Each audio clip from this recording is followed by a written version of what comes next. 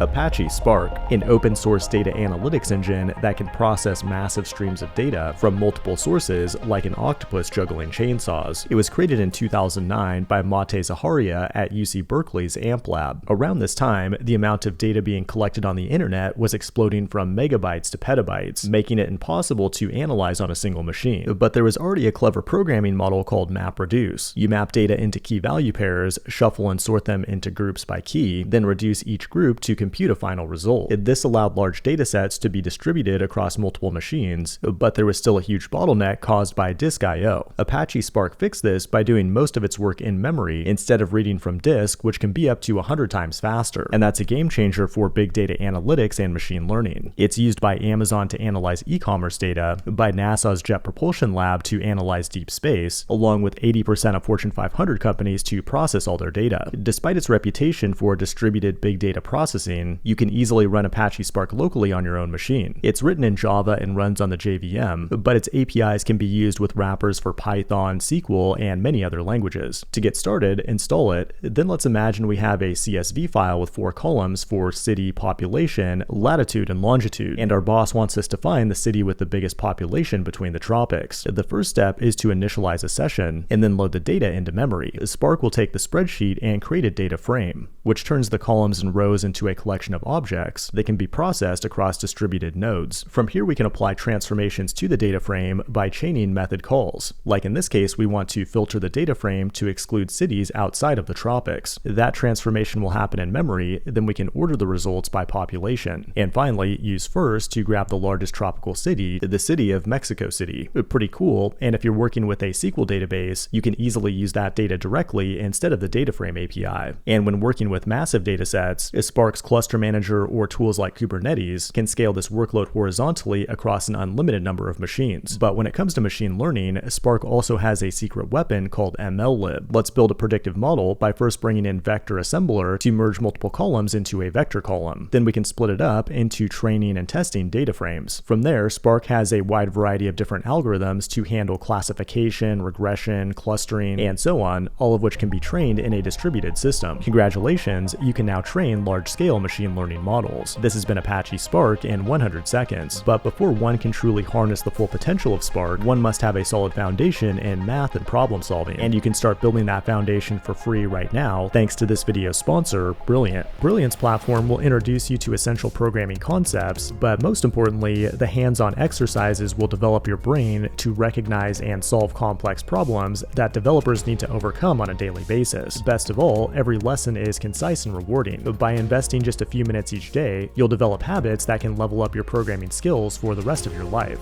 And you can do it anywhere, even from your phone. To try everything Brilliant has to offer for free for 30 days, visit brilliant.org/fireship or scan this QR code for 20% off their premium annual subscription. Thanks for watching, and I will see you in the next one.